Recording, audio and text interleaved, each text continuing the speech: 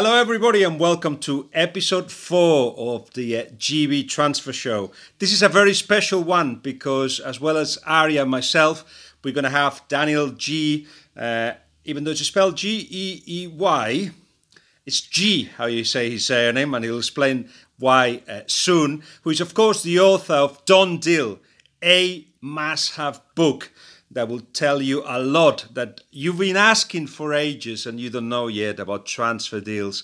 We're going to deal with some of them, some of the historical ones and some of the stories that are happening right now. So I'll hand it over to you, Arya. Thank you, Guillem. Yes, this is episode 4 of the GB Transfer Show in association with Football Index, of course. G, before we begin, I want to know more about the book. It sounds fascinating. When's it out? What's it about? Thank you. So yeah, the book is here. Sorry, this is as good as my promotion gets at the moment. It is just got released last week. It comes out. We have our big launch on Thursday. And just by a very brief background, so I'm a football lawyer. Privileged to work in the industry, working with lots of different clubs, players, and agents. And I've been doing it for some time now. And you know, when I was just getting into the industry, I was writing blogs, doing interviews and such, and quite a few people very nicely suggested that, you know, I'd done quite a lot of blogs on the football industry and it was nice and accessible and they enjoyed what I was writing, that maybe I should try and consider writing a book. And that was obviously something that, you know, is obviously a dream to try and actually do. Guillem, I know, has written a number of fantastic books. And so it was really just the opportunity to put a proposal together, speak to my now agent, who is actually the same as Guillem's agent, David Luxton, and he literally worked his miracles and managed to get me a publishing deal, which was fantastic. So it then took about 2.5 years to write, because obviously I had my day job of doing my football law job too, and now it's more or less coming to fruition. So you know, it's been fantastic so far. We've got lots of pre-orders that are in. We've got the launch party this week. There are loads of great things going on, lots of interviews. But I think the idea was to try and launch this around the transfer window, which is great to be on the show because, you know, I think a lot of people are interested in what goes on behind the scenes. And that's what we're going to talk about a bit today. Before we get behind the scenes with some of the transfers, let's get ahead of the story, things that we've already spoken about, but they don't seem to have happened yet. What's happened with Denis Suarez, Guillem? Let me tell you first, and this is hot off the press, that Barcelona are negotiating with Kevin Prince Boateng to bring him on loan and perhaps buying him for close of, it's going to be about 7 million euros if they eventually go for him. And that's a bit surprising because they were talking about, with another striker, Carlos Vela, of course, former Real Sociedad. The idea is they need somebody that will do an immediate impact, somebody that would actually come in and realize what the league is about and what is required. Of course, Boateng has been in Spain already. And Carlos Vela, the problem with him is that he actually has been not playing for 2.5 months. He's in the MLS and the MLS finished. So out of the two, Boateng right now is the favorite. And perhaps at the time that we put this out is all confirmed. But that also links with other business that Barcelona wants to do. Denis Suarez is the one, as you suggested. The agreement between Denis Suarez and Barcelona is that he can go on loan, but they want that Arsenal agree an obligation to buy him at the end of the season between 25 and 30 million euros. Now that's what's holding the deal at the moment because Arsenal don't want to just agree on that just yet. They have other priorities. It's going to be Denis Suarez, for new faces for Arsenal, Denis Suarez and perhaps a defender, not necessarily a centre-back. But in any case, because the other deal has not been done, Arsenal are not committing yet. Barcelona want to sort it all out this week, but there's no guarantee that could happen. Denis Suarez has said either Arsenal or I'm staying put. So we're still going to have to wait for that one. One more deal before we get down onto our list over here. There was, we spoke about De Jong moving to PSG. It looks like Barcelona have made a late comeback into that fold. Tell us what's happening there. It'll be interesting to hear from Daniel about all of this as well, because what's happened is that Barcelona propose the attraction of playing with Messi, a football that certainly will suit De Jong, but less money than PSG. PSG blew Barcelona out of the water just with the kind of money that they proposed on the table. But last Thursday, the bigger names of the decision makers of Barcelona traveled to Amsterdam to meet his agents and De Jong. And basically the idea was to say, okay, we'll put more money. But the problem with that is that they need to sell players to be able to put more money on the table, so not to stretch themselves. The idea is to sell Malcolm, either now or in the summer. But no offers of interest have arrived yet for Malcolm. Still, Barcelona promising that they will give De Jong more money. And as a counterattack to that, PSG met the young representatives 2 days later. This is only a couple of days ago, saying, no, but we'll give you more money too. So everybody feels that this week is when De Jong will come out with a final decision. He wants to have a final decision so he can focus on his job at Ajax and then leave at the end of the season. Barcelona feel that they've done an extra effort that could convince De Jong. PSG are convinced that they get in the player. Pulisic, who's first on our list, the 20-year-old Dortmund forward, a lot of interest in him. There were other clubs as well interested, but he finally chose to go to Chelsea. So how did that happen? What was going on behind the scenes there? Yeah, I mean, without going into detail, and I obviously wasn't the lawyer doing that deal, to be fair, usually, and as mentioned in the book, there are so many complexities in relation to a multi-million pound or euro deal at Centru. And as Guillem knows all too well, we have a number of agents working either for the player, the club, both sometimes, and brokers looking to try and piece the deal together.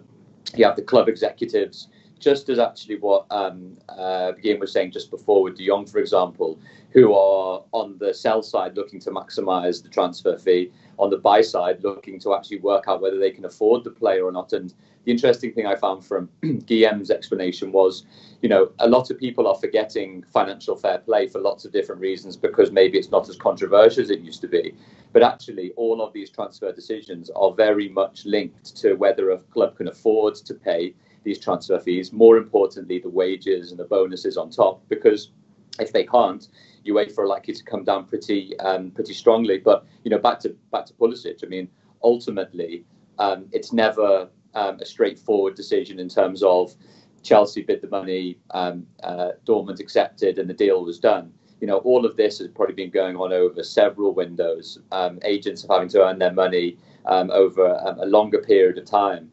And most importantly, the interesting element of Pulisic is obviously Chelsea would have put down a certain amount of money, it was being reported, even before the players moved to the club.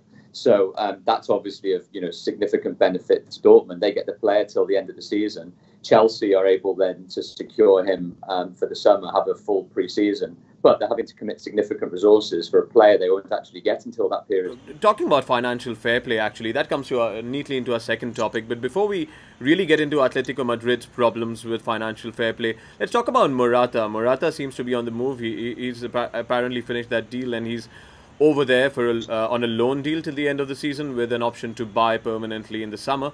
Guillem, is that something that's gone through? And this is a very complex one, and one that Daniel will enjoy hearing, and I'm sure he knows about it already, because it's a domino effect, this one.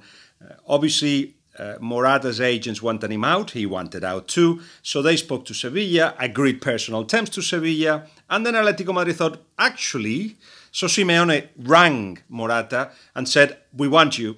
And of course, Morata changed his mind and thought, okay, well, let's go to Atletico Madrid. Personal terms have been agreed. His family, his partner, they're all in Madrid waiting for him.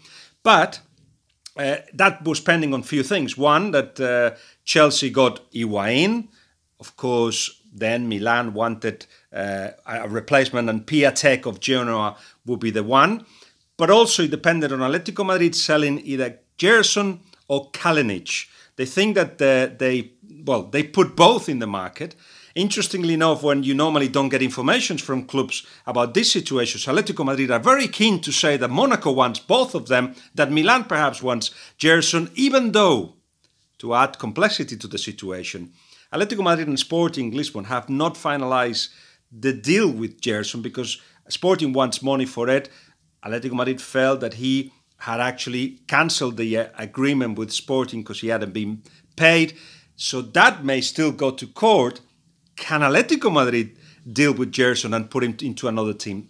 They feel Kalinic could be easier, but can Monaco really afford or want to get Kalinic? We don't know. That information comes from Atletico Madrid, who desperate, because of financial fair play regulations, desperate to sell. They need to sell one of those two players or get rid of those wages to be able to bring Morata.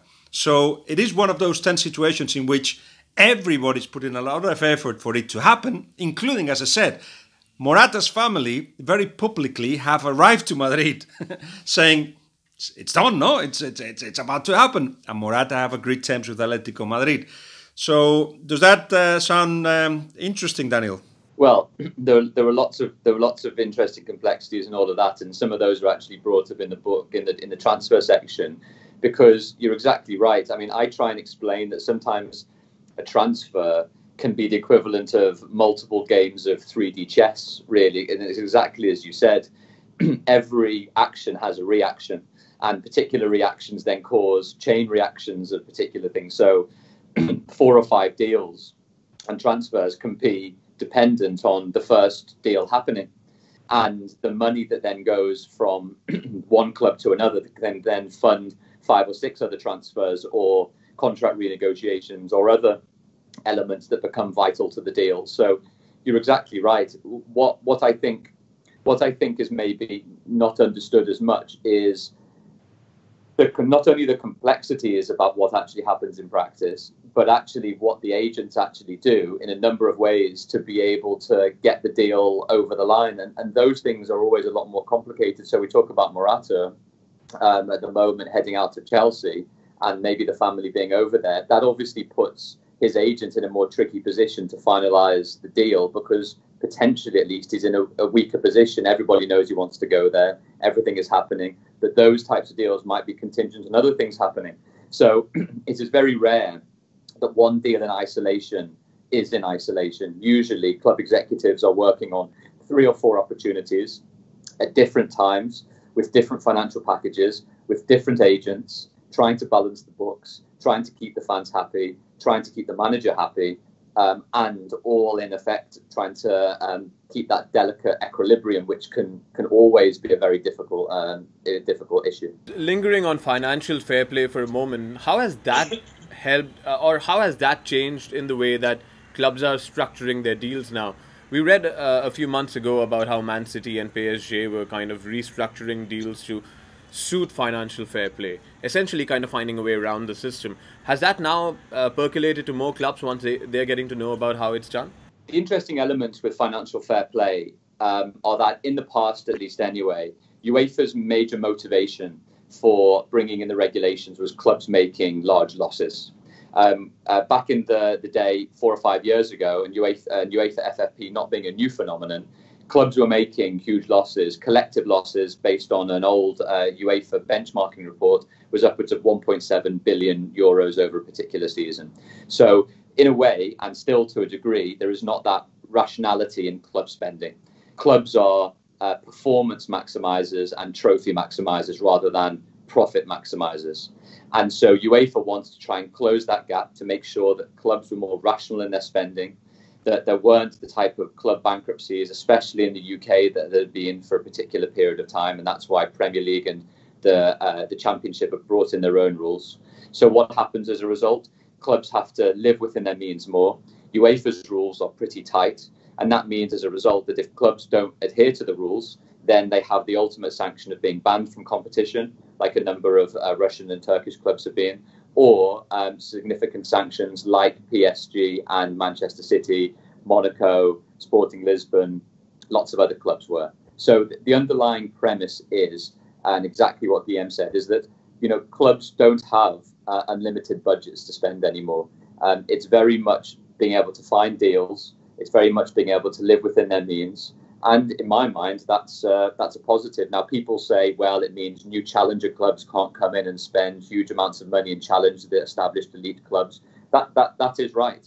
But UEFA do have a system in place which allows clubs to spend more than their means over a particular period of time. So is the system perfect? Maybe not. Is it a lot better in terms of club losses than it used to be? Absolutely. Let's move on to topic number 3 then. That is Malcolm moving to Tottenham. Well, there are rumours that he was moving to Tottenham, but there seems to have been no approach made. Guillem, what's happening there? Well, we know, number one, that Spurs are putting the money somewhere else. They don't have money to sign anybody now. Malcolm was of interest in the summer, but not now. The stories come, of course, from the fact, as we said earlier, that Barcelona needs to sell players to be able to finance a Rabiot coming in, not so much in transfer fee, because it'll be about 10 million euros to his mother, who's his agent, or if they wanted to do now, which is not going to happen, it will be money to PSG. Of course, his contract runs out at the end of this season.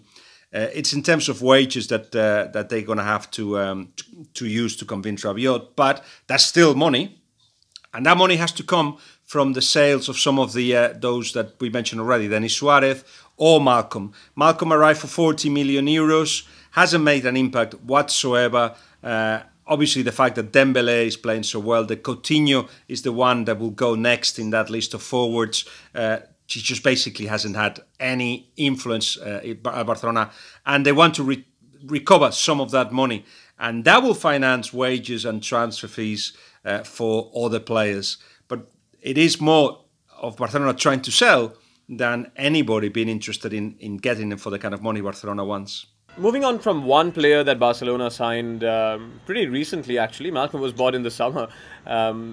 Before that, one of the big names that they signed was Philippe Coutinho last season. So we wanted to get a little deeper into the workings of a deal like Philippe Coutinho's deal when he went to Barcelona last year from Liverpool. Daniel, could you shed some light onto the complexities involved in signing players, especially at that high transfer value? One of the bits that I say in the book is, for the average fan that is looking at particular transfer stories on a daily basis, a lot of the time, don't just consider the name and the club as the basis for why the story is there. Look behind the headlines sometimes to consider why a particular story is being said at a particular time and the reason why that might be. And it may be for the club purposes, it may be for the player purposes, it may be both, it may be neither. But usually, if you look behind the story in a little bit of detail, you can probably quite quickly work out whether it's the club trying to inflate a transfer fee, whether it's a player's agent wanting to actually try and renegotiate a new deal or move to another club. And that's one of the interesting intricacies. And obviously that happened quite considerably if we're going back to the Coutinho matter, because, even for the window beforehand, Coutinho really wants to leave Liverpool to go to Barcelona, go back, or rather go to Spain. And the rest of his family was obviously very keen on being in Spain. The details behind the transfers, it's been pretty much well reported, especially in Liverpool Echo and others who obviously are very close to the club. But the intricacies are always, I think, really interesting. And you talk about the transfer fee, whatever it was in the end, upwards of 130, 140, 150 million pounds or euros. But ultimately, what I think a lot of fans don't probably see is that almost all of that money, if not maybe even 2/3, might never actually be paid to Liverpool. A lot of it is what's either called contingent payments and or guaranteed payments. So the guaranteed payments are usually likely to possibly be only maybe 2/3 of that total deal. So let's just say it's 100 million pounds. And even in that way, usually the guaranteed payments are paid over installments, maybe over 2, 3, 4 seasons. So the headline of a 150 million euro deal, for example, may actually only be 20 or 30 million euros as a down payment that Barcelona have to pay. Now, whilst that is the case, there's two other very big elements to the transfer. As much as the transfer fee gets the headline, ultimately is actually what the club is going to pay the player on a weekly basis. Usually, those amounts on a very big transfer, dwarf the transfer fee potentially, where a club can have a liability of sometimes several 100 million euros over the lifetime of a very long-term deal, which they have to fund and which they have to go towards for FFP purposes. And the last thing, obviously, and it goes without saying, is the agent's fee. I'm sure we'll talk about other agents at particular times, but what we're actually talking about with agents' fees, at least in the UK, can be 5-10% of the player's annual gross salary, which is significant amounts of money and can run into millions and millions of euros, especially over the length of the deal. So I think hopefully what you can see from the brief few minutes of the explainer now is it's not just the transfer fee. Usually the transfer fee can be significantly less than the reported numbers. Most of the liabilities over the long term are actually investment in the players' wages, but there's also a significant amount for the agent fees, as well as all the bonuses and other elements. So that altogether globally can make for significant monies, and that's the type of detail that club executives have to go through every time they're looking for these type of big transfers. Let me take the story of Coutinho up to date, because of course he has arrived to Barcelona. We expected much more. The fans did, Barcelona did. And right now he seems like a very shy player who is not making big enough impact into games, even though he's given the opportunity to grow. And I'm sure at some point he will certainly improve. But linked to that and to the fact that he's not starting the big games and not starting every game, there are stories that come out in the English press, not the Spanish press, saying that Manchester United won him, that Chelsea won him.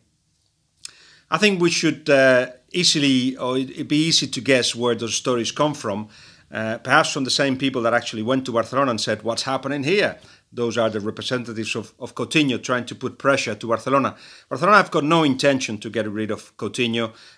We will see if this lack of impact continues down the line. But right now, Coutinho is important to Barcelona, very important, because they feel that that adds quality, even though they realize that he's not the midfielder that they thought they were getting.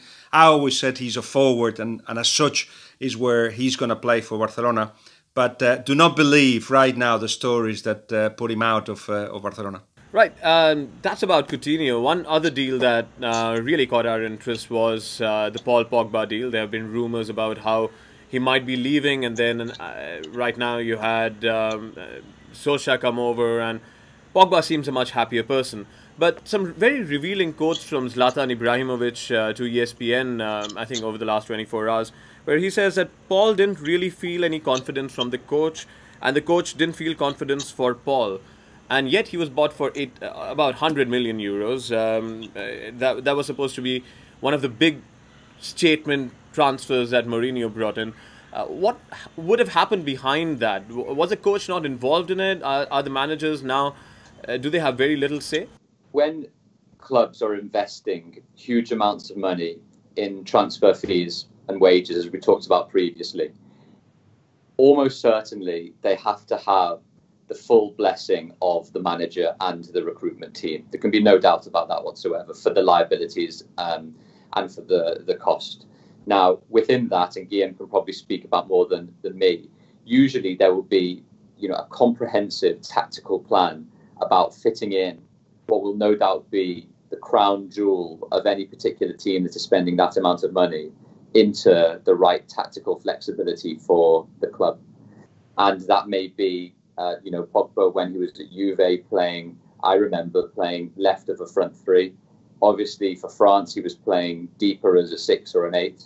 And then I remember for him in the first season he joined, he was more or less playing as a 3-10 to some degree. So, without going into the specifics of one player, there has got to be, and usually is, a joined up approach between the manager, the scouting team, the finance guys, and the tactical coaching team, to ensure that if such huge amounts are being spent on one particular player, that they fit in with the general ethos of the club, that they fit in with the type of performance and sporting idea that they have, because you're spending such significant amounts of money on a particular player that it's not just for one manager. Sometimes it should be, if he signed a 5-6 year deal, for a couple of managers potentially. And as we can see with Mourinho, it hasn't worked out, and Solskjaer's come in. Lots of the players look rejuvenated, and the performances have obviously improved as a result. You may be surprised to hear something I'll tell you about Pogba, because we tend to think as fans and commentators that clubs identify a target via the system that Daniel has described, and then they try to get him at the best money possible, one that they can afford. That should be the logic, but it's not the logic, for instance, of Real Madrid. The coach of Real Madrid B, Alberto Toril, when Pogba was at Manchester United as a teenager, heard that he was available and that he was available for 100,000 euros. 100,000 euros. So, realizing the potential of Paul, he went to the president, Florentino Perez, and said, look, there's this guy, you have to get him. He's really powerful midfielder, blah, blah, blah. And he said, how much does it cost? 100,000 euros, Alberto Toril said. And Florentino Perez said, bring me back when it costs 100 million. For Florentino Perez and for Real Madrid, the model is not about getting a player cheap, or wasn't at the time, it's changed a little bit now, but it was about getting form mature players that are a label in themselves, following the Disney model of having superstars put together in a superstar team. So I know Real Madrid perhaps is not the club to apply logic more often, but that's one anecdote that perhaps, I don't know if in your research for the book you heard many more like that. Look, there's lots of instances where, again, I think this goes back to a slightly wider point, which you obviously mentioned in the book, about the structure and setup at the higher leadership levels of clubs, which I know that you'll have a huge amount of experience as well, Guillem, which is, at particular clubs, Chelsea, for example, there are one or two negotiators, and again, the scouting setup is rather centralised. You have at Liverpool with the transfer committee with a number of individuals that feed in collectively. There are a variety of different models, be it a more continental director of football, managing director, chief of football, and or manager roles. So, still traditionally in a lot of English teams, we have the manager pulling the strings on a number of transfer decisions, which mean that as soon as one manager goes and his players are no longer fundamental to a new manager coming in, wholesale changes need to be made. And that's what it looks like, at least at Manchester United from a lot of the reports, which is, do they need an equivalent of a director of football that keeps the type of signings that Manchester United want to make consistent over a number of years, rather than particular managers coming in. We had the example of Mourinho over the summer wanting another centre-back and not getting one. The query about where the power vacuum actually is. Does it relate to the manager coming up with the decisions and making requests? Or is it the director of football that has that mouthpiece to the owners and the leadership team that are making long-term decisions on particular player recruitment, talent identification, not necessarily just for this window, but for the next 5. We're going to finish with one final player that I want to talk about a bit more. Liverpool's defender, Virgil van Dijk. He's been at Liverpool now for 38 games. And in that time, they've won 27, lost just 4. They've had 21 clean sheets, and they would have a plus 61 goal difference. If that was a season, that's a fantastic season. And at the heart of it has been Virgil van Dijk. When he was bought for 75 million from Southampton, though, there were a few eyebrows raised. Surely he's allayed them now, Guillem. He's actually perhaps the best centre-back in the world, or very close to it. He's got to do it consistently, of course. But what you've got is a guy that was also benefited by the change of approach of the team. So, yes, he made everybody look better next to him. And yes, he's a very good defender, no doubt about that. His decision-making is absolutely top. But I think Liverpool also have decided, especially this season, not so much last season, but this season, to approach things a little bit different, to economize energies, to actually be a little bit more compact. And that, of course, benefits centre-backs. We tend to look at centre-backs to see how well a team defends, or a goalkeeper. It's the whole team now, starting with forwards, who are the first defenders. But in terms of individual actions, you're talking about a top player, of course. And I think if I can mention just a few things as a Liverpool fan, as a Liverpool fan, and being able to see the team play a few times this season, a couple of things spring to mind as well. I think obviously, if we link back to our earlier conversation about Coutinho moving to Barcelona, and we talk about recruitment strategies of particular clubs, Liverpool being one, you'd probably have to say that over the last 2 or 3 windows, Liverpool's recruitment strategy in terms of buying players has probably been, widely heralded as pretty much a huge success story. As well as Van Dijk coming in, and Alisson, the keeper, coming in as well. You have Robertson at left back for £7 million. We have Gomez, who was signed from Charlton a number of years ago, into Rodgers, who looks, a fantastic player. Alexander-Arnold playing as well. The midfielders and the strikers have done well. The point generally being is that as much as we talk about the behind-the-scenes transfers and the details that go in, and Van Dijk is an interesting one, simply because Southampton wouldn't sell for so long and didn't feel the deal was right for them. And that's another interesting element, which is how long can a club hold out from high-profile, very lucrative bids that come in for their players, and how that destabilises potential players and the wider team. But ultimately, I think the point being, in terms of Liverpool's transfer strategy, their recruitment selection, at least offensively over the last year or so, the biggest compliment I can give to Liverpool is they look like Arsenal back in the day of the George Graham 1-0 wins, exactly as Guillem says, which is, I think the teams could play against Liverpool, apart from maybe the Crystal Palace game of the weekend, could play against them for weeks and not score a goal. But I think that all bodes well for a really interesting title race for the next 14, 15 games. So that's all we have for you in this episode of GB Transfer Show in association with Football Index. Thank you so much, G, for being with us, and thank you so much, GB, for being with us.